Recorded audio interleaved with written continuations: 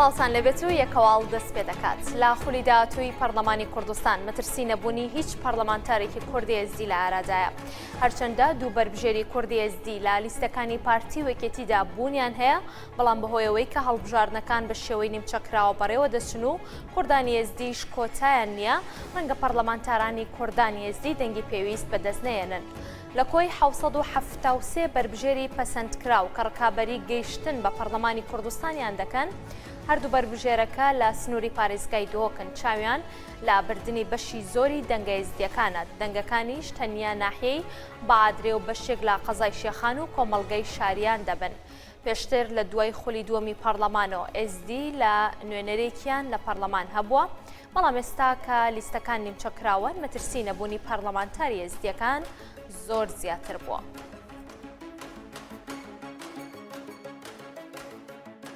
ئەندامێکی مەکتەبی سیاسی یەکێتی داوا لە بەرام ساڵح دەکات لە یانگرانی ڕازی بکات دەنگ بە یەکێتی بدەن محمود سەنگاوی ئەندامی مەکتەبی سیاسی یەکێتی لە کۆبوونەوەیەکی تایبەت بە کۆمەڵی پێشمەرگە دێرینەکان و ڕێخستنە دێرینەکانی حیزبەکەی ڕایگەیاند ئومێدەوارین بەرام ساڵح داوا لە لایەنگرانی بکات دەنگ بە یەکێتی بدەن محمود سەنگاوی ئەندامی مەکتەبی سیاسی یەکێتی ڕایگەیاند پێشتر داوامان لێ کرد نەبێتە سەرۆکی لیستەکەی خۆی و کاک بەرهەم بە قسەی کردین نەبووە سەرۆکی لیستەکەی بۆ پەرلەمانی کوردستان دوای تەکلیفمان لێ کرد ڕەنگە ئەگەر تۆ لیستت هەبێت کاریگەری لە سەرکێتی بکات چونکە لە هەڵبژاردننی پێشوو هاوپەیمانی 150,000 دەنگی بەدەست هێناوە لەوەشدا بە سوپاسەوە بە قسەی کردین سوپاسی دەکەین محمود سەنگاوی ئاماژەی بۆشدا ئێستا جارێکی دیکە خەریکین داوای لێ بکەین داوا لە لایەنگرانی خۆی بکات کە دەنگەکانیان بۆ یەکێتی نیشتیمانی کوردستان بێت ئومێد دەکەین لەوەشدا بە قسەمان بکات. بۆی پابەندنەبوونیان بە یاسا و ڕێنماییەکان کۆمیسیۆنی باڵای سەربەخۆی هەڵبژاردن و ڕاپرسێرێمی کوردستان سزای دارایی ژمارە قەوارە و بەربژێری بەشدار لە هەڵبژاردننی خولی پێنجەمی پەرلەمانی کوردستانی داوە نەوەی نوێژ زۆرترین سەرپێچی کردووە شۆڕش حەسەن بەڕێوەبەری ڕاگەیاندن و پەیوەندیەکانی کۆمیسیۆنی باڵای سەربەخۆی هەڵبژاردن و ڕاپرسێرێمی کوردستان بەڕووداوی ڕاگەیان تاوکو ئێستا سزای 7 قەوارە و 2 بەربژێریان داوە ئەو پارەیەی کە لێشیان وەرگرتوون 21,500,000 دینار بووە. شۆڕش حەسەن گوتی ئەوەی یاخودنەوەی نوێ بە 10 ملیۆن دینار سزا دراوە چونکە لە کاتی بانگەشەدا زۆرترین سەرپێچی کردووە بۆ قوتەی شۆڕش حەسەن سەرپێچیەکانی لیستەکان تەنیا ئەوەندە نین کە سزا دراون بەڵکو لە ماوەی هەفتەی یەکەمی هەڵبژاردندا زۆر سەرپێچی دیکە کراون لە بەرامبەر سزادانیان لەلایەن کۆمیسیۆنەوە قاسم گەڵاڵی بەرپرسی دەستگای هەڵبژاردننی یەکگرتووی ئیسلامی کوردستان بەڕووداوی گوت ئێمە شتی یاسایی قوبوڵ دەکەین چونکە شایەت و بەڵگەی وێنەیەیان هەیە بۆیە ئێمە قوبوڵی دەکەین و هیچ تانەیەکمان لەسەری نییە بەڵام دەستگای هەڵبژاردننی پارتی تانە لە بڕیارەکە دەدەن و پێیان وایە کۆمیسیۆن جیاوازی لە نێوان لایەنەکان دەکات.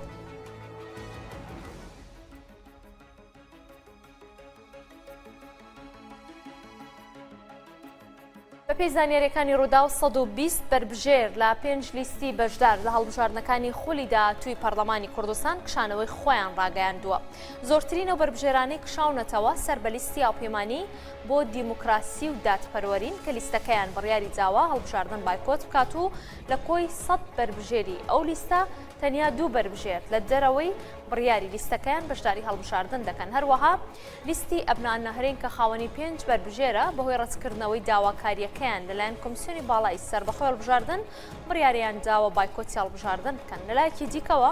کۆمەڵی ئیسلامی کە 40 بەربژێریان هەبووە بەڵام بەپێی زانیاریەکانی ڕۆژنامەی ڕوودا و 15 بەربژێریان بەهۆیەوەی کە ئەو پارەی کە بۆ بانگەشە پێیان دراوەکەم بووە کشاونەتەوە. لە لیستەکانی دیکەی بەشدار لە هەڵبژاردننیش چەندین بەربژێر بە هۆکاری جیاجیا کشانەوەی خۆیان لە کێبڕکێ ڕاگەیاندووە شۆخان کەریم لە لیستی گۆڕان بەوەی تەندروستیەوە کشاوەتەوە پەرێز عومەریش بە هۆکاری تایبەت و حیزبی بەشداری لە هەڵبژاردنەکان داناکات. ئەو هەواڵی کە بڵاو کراوەتەوە و گومانی لەسەر ئەمەیە ئەندامێکی سەرکردایەتی پارتی دیموکراتی کوردستان ئاماژەی بۆ کرد کە بەشێک لە کادیران و بەرپرسانی بازنەی سۆرانی هاوپەیمانی بۆ دیموکراسی و دادپەروەری چوونەتە نێو ڕیزەکانی پارتیەوە علی عونی لە لێدوانێکی ڕۆژنامەوانیدا ئەوەی دووپات کردەوەکە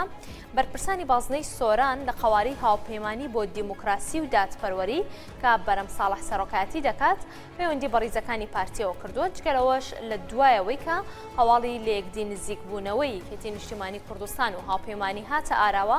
بەشێک لە کادیرانی هاوپەیمانی پەیوەندیان بە ڕیزەکانی پارتیەوە کردووە.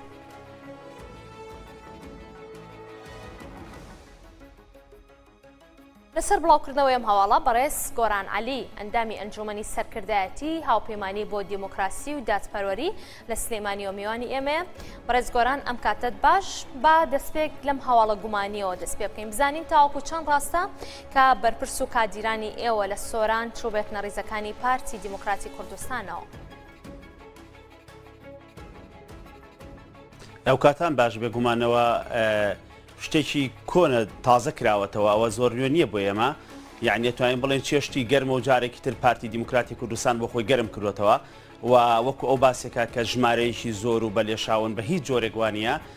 برادێک بووە ئەو برادرش بۆ خۆی تەسریحیەوە یاگوایە دنیای خەڵکی لەگەڵایە ئێمە نازانین ئەو جەماعەتە خەڵکی کە و باسێکە کێوشێن بە هیچ جۆرێک ئەوە ڕاز نییە و دوورە لە ڕاستیە و هەواڵەکەش هەواڵێکی سارد و سڕە و گەرمیان کردوێتەوە. باشە کەواتە چاوەڕێەوە ناکەن کە بەهۆی بەشداری نەکردنتان لە هەڵبژاردن واروەها دەنگۆی نزیک بوونەوەتان لە یەکێتی نیشتیمانی کوردستان کۆمەڵێک کاودید و کادیرانی هاوپەیمانیتان نەدەست بچێت؟ نەخێر چکە ئێمە بە هیچ جۆرێک باسیەوەمان نەکردەوە کە ئێمە لەگەڵ یەکێتیایەکە گرینەوە تەنها ئەوە پروپاگەندەیە کە باسیەوە کرا هاوپەیمانی لەگەڵ یەکێ دیدایشی کرد بێتەوە بەڵکو ئێمە ئەوەی کە کردومانە بە تەنها جۆرێک لە تەنسیقکردنەوە تەنسیق و ڕێکەوتنیش پێم وانە بە هیچ جۆرێک کاری خراپ بێت و زۆر ئاساییە و کارێکی زۆر تەبیعیە بێگومان ئەژینا ئێمە وەکوی یەکگرتنەوە بە جۆرێکگرتنەوەمان باز نەکردووە لەگەڵ یەکێتیەوە یەکێتی هەندێک کەسیان کە لە بەیاننامە یەکەمیانە باسیەوەیان کردووە کە گرینەوە هەر خێرا خۆشیان لێ پەشیمان بوونەتەوە کە نەخێرەمە یەکگرتنەوە نیە ئەمە جۆرێکە لە ڕێکەوتنی سیاسی و تەنسیقا و هاوپەیمانی نەک بە تەنها لەگەڵ یەکێتیە بەڵکو کاری لەسەرەوەیە لەگەڵ هەموو لایەنەکانی تریشە جۆرێک لە تەنسیق هەبێ بۆ ئەوەی ڕێخستنێک لە ناو هێزە سیاسیەکانە ناو ماڵی کوردیا دروست بێت. باشە ئێوە بەشداری هەڵبژاردن ناکەن بەڵام تاوەکو چەند ڕێنماییتان داوە تا دەنگدەرانتان کە دەنگ بە یەکێتی نیشتیمانی کوردستان بدەن کاوان ئێستا چاویان لە دەنگەکانی هاوپەیمانیە. هاوپەیمانی بڕیاریە کە بەشداری هەڵبژاردن نەکات بە هیچ جۆرێک بۆیە ئەگەر بڕیار وایە ئێمە هەرزوو ئاگاداری لایەنگران و دەنگدەرانی خۆمانە کردەوە کە دەنگ بن بە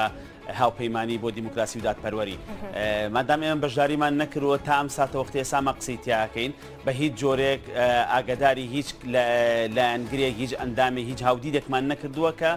با بڵێن بەشدار بن لەناو یا بڵێن دەنگ بن بەلایەنێکی تر لەناو هێزە سیاسەکانە بە هیچ جۆرێک ئێمە تا ئێستا بانگەشیەوەمان نەکردووە کە دەنگ بن بە یەکێتی نیشتیمانی کوردستان و پێشم وان نییە بانگەشەی ئەوە بکەین کە دەنگ بن بە یەکێتی نیشتیمانی کوردستان. باشە بەڵام دوو بربژێری هاوپەیمانی با سەربەخۆ بەشداری هەڵبژاردنیان کردووە بۆ ئەو دوو بربژێرەش هاوپەیمانی هیچ کارێکی نەکردووە کە دەنگدەرانتان دەنگیان پێ بدەن یاخود دێوەڕەتی دەکەنەوە.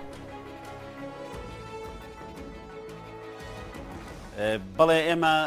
با بڵێن باسیەوەمان کردووە لەگەڵ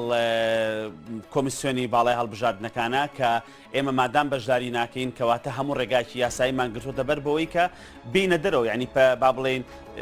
لەو پرۆسێ بینە دەرەوە بەڵام تا ئێستا کۆمیسیۆن بە شێوەیەکی فەرمی وەڵامیەوەی ناوینێتەوە کە هێنە دەرەوە ئەو دوو با بڵێن کاندیدەش کە بەنیازن خۆیان هەڵبژێرن ئێمە ڕێگەی ترمان کردە بەر ڕێگەی یاسایی و بە زووترین کاتە و پرۆسەیە کۆتایی پێدێت و هاوپەیمانی هیچ کاندیدێکی ناچێتە ناو کێبڕکێوە تاکۆ ئەم کەسانش بەشدار بن یعنی بە زووترین کات ئەو هەوڵەش کۆتایی پێدێت کە ئەو کاندیدانە بەسەر بە خۆیاوەکو خۆیان ئەیانێ خۆیان کاندیدکەن ئەوەش هەڵەوەشێتنەوە. باشە تاوەکو ئێستا یەکێتی نیشتیمانی کوردستان هیچ داوایەکی فەرمی لە هاوپەیمانی واروە سەرۆکەکەی کردووە کە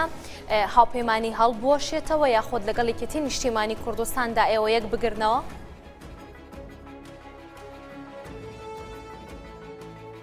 نەخێر هیچ داواکارێکی وانە بووە تەنها ئەو داواکاریانەی کە پێشووتریش بە بەڕێز دکتۆر بەرەم ئەحمەد ساڵح سەرۆکی هاوپەیمانیان ناوە کە بگەڕێتەوە ناوێکێتی نیشتیمانی کوردستان بە هەندێک پلە و پۆست و ئیمتیازاتەوە، بەڵام بەڕێزیان واتە سەرۆکی هاوپەیمانی هەموو ئەم با بڵێن پێدانی پۆست و پلەپایی ڕەفز کردوتەوە و هاوپەیمانی هێزێکە بەردەوامی ئەبێت و لە بەردەوامیشە ئەمێنێتەوە، بۆیە بە هیچ جۆرێک هاوپەیمانی ئەوە نییە بڵێ ئێمە لە هاوپەیمانی لە کۆتاییەوە گەڕێتە ناوێکێتی، نەخێر کاک بەرهەم ناگەڕێتەوە ناوێکێتی و هاوپەیمانیش هەڵناوەشێتەوە، هاوپەیمانی درێژەی هەیە و کار و کردداری خۆی لە دوای با بڵێن هەڵبژاردنەوە دیسان و دەسەکاتەوە بێشکردنی خۆی و بە کاروبارەکانی خۆی. بۆیە کاک بەرهەم با بڵێن ئەوەی کە داوایان لێکردووە بۆ گەڕانەوە هەندێک برادەر و هەندێک دۆستی کاک بەرهەم خۆی لوتفێوایان نواندووە کە داوایان لە کاک بەرهەم کردووە بگەڕێتەوە ناوێشێتی، بەڵام کاک بەرهەم بە هەموو جۆرێک ڕەفزیەوەی کردوتەوە، بەڵکو هەوڵی ئەوە ئەدات کە ئێمە چی بکرێ بۆ سەرخستنی پرۆسی سیاسی لە هەرێمی کوردستاندا. بیرمان نەچێ هەرێمی کوردستان بە ئاقارێکی زۆر خراپی سیاسیا دەڕوات و ئەبێ ئەم ئاقارە خراپە سیاسی کە هەیە لە هەرێمی کوردستاندا و ئەو دووبەرەکی سیاسی و ئەو ناکۆکە سیاسی و هەندێک جار تەشهیری نائەخلاقی بەرامبەر یەک لە ڕووی سیاسیەوە ئەبێمە لە شوێنەکە کۆتایی پێبێت و بتوانرێت فعلەن ئێمە لە ڕووی سیاسیەوە ئەخلاق بگەڕێتەوە بۆ سیاسی. پێم وایە ئەرکی هاوپەیمانی و ئەرکی ئێمە لە هاوپەیمانیە ئەوەیە کە چۆن بتوانین ئەخلاقێکی دروست بۆ سیاست لە هەرێمی کوردستانە بەرپا بکەین. ڕێز گۆرانعەلی ئەندامی ئەنجومەنی سەرکردایەتی هاوپەیمانی بۆ دیموکراسی و دادپەروەری سوپاس لە سلێمانیەوە لەگەڵمان بووین. یەک هەواڵمان پێشکەشکردن شاد و بەختەوەر بن.